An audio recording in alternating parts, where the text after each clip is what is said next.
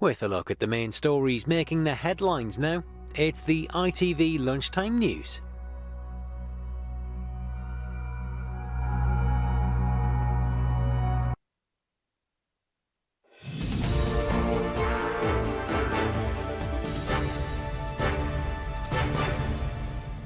Good afternoon, I'm Sangeeta, Kandola.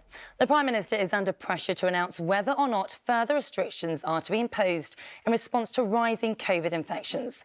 Latest figures show over 500,000 confirmed cases of coronavirus in the UK in the last week. Cabinet ministers are meeting with the government's chief scientist this afternoon. Earlier, the Deputy Prime Minister said he could not guarantee there wouldn't be new restrictions ahead of Christmas Day.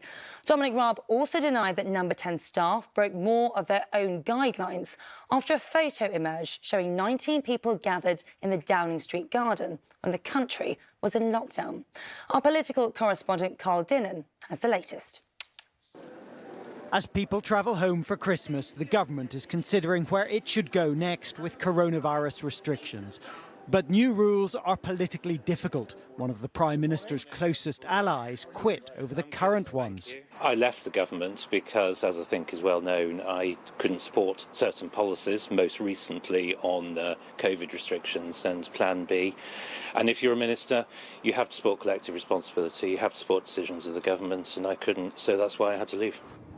Within the hour, the Cabinet will meet virtually to discuss the COVID situation, and there is concern among scientists about what could happen if there are no new measures.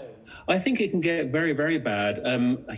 We've perhaps kidded ourselves by saying, well, we've got a fairly vaccinated population, and Omicron, which looks, according to some reports from South Africa, somewhat milder, perhaps. I think it just isn't going to see us through. The Labour leader, delivering hampers in his constituency, says he can also deliver the votes to get new restrictions through.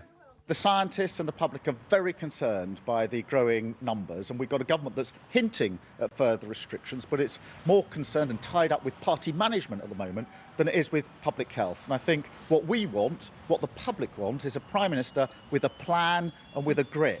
But the Prime Minister is dealing with yet more awkward allegations, this time surrounding a photo showing him and his wife enjoying wine and cheese with aides in the Downing Street garden during the first lockdown, a time when social mixing was limited to 2 people. It was a work meeting in the garden of Downing Street, and that garden was used to conduct business throughout. How often do you have cheese and wine at your meetings? But I don't think I, even in Justice Secretary or as Foreign Secretary, have worked quite in the conditions that the Prime Minister does. Have you ever had cheese and wine at a meeting in Downing Street? Not that I can recall, but... So it didn't. That's why people don't think it looked like a work meeting. There's cheese and wine, and the Prime Minister's wife was there. She's not a member of Downing Street staff, is she? No, but I think it's frankly a bit uncharitable for people to think that a wife wouldn't do that in relation to her husband in the conditions and under the pressures that we're describing. But none of it helps the public health messaging at this sensitive time. And if they didn't follow it last year, then a lot of people in the UK will be thinking, why should I? It's Christmas, I'm like, I don't really know what I'm doing, and so it's all sort of very up in the air. I would prefer to be stricter, just so that everyone is more cautious. But making any new restrictions work over Christmas could prove difficult, with so many people already having started on their holiday plans. Well, Carl, the Prime Minister under pressure to make a decision, and he's been pulled in 2 directions.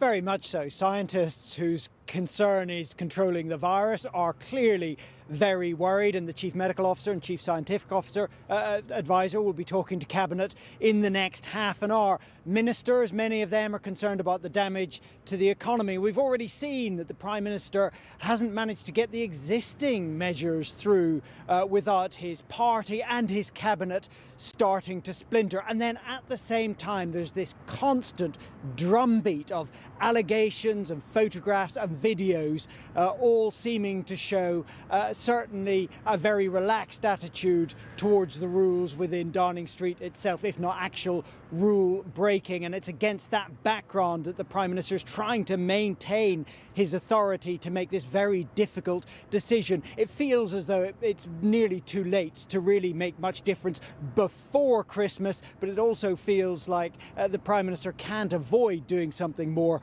afterwards. OK, Carl, thank you very much. Premier League clubs are considering their own Christmas circuit breaker at an emergency meeting this lunchtime. Senior representatives from every club are meeting to discuss postponing fixtures after many teams were affected by COVID outbreaks. Well, Dan Rivers is at the FA. Dan, what's the latest? Well, this meeting is underway now, we understand. All 20 Premier League clubs will be represented. The Premier League hosting it as a sort of Zoom conference, and basically what they're trying to thrash out is exactly as you said, whether they postpone some of these matches, particularly 9 matches on fixtures on Boxing Day.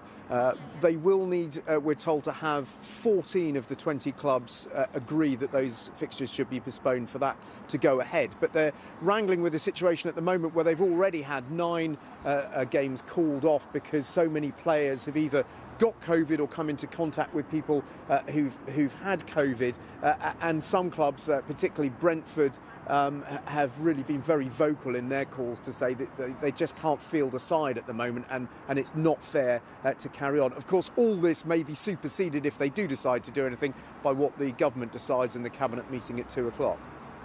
Dan, thank you.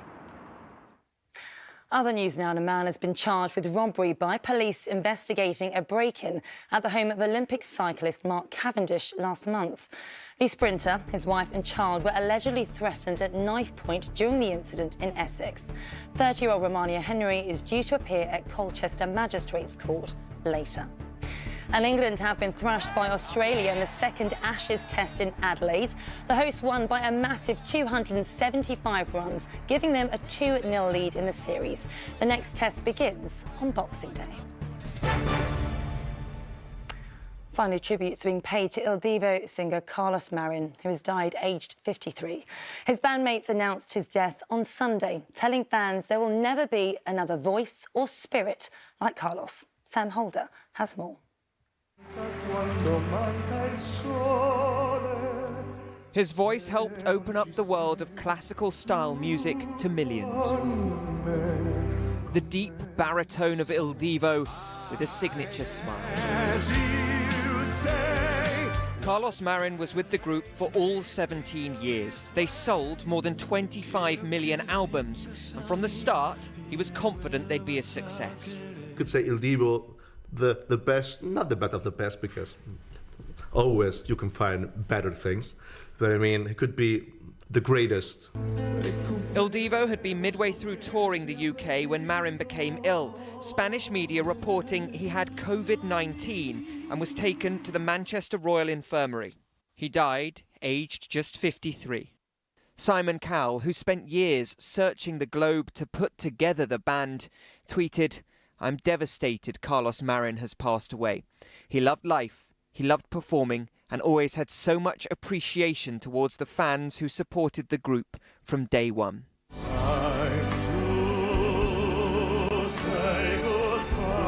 Il Divo were designed to be the modern maestros, carefully picked to appeal to mass audiences. Carlos Marin was at the heart of what made them a monumental success. Sam Holder, ITV News. And that is it this lunchtime. Charlene will be here with the evening news at 6:30. The news where you are follows the national weather. From everyone here, bye.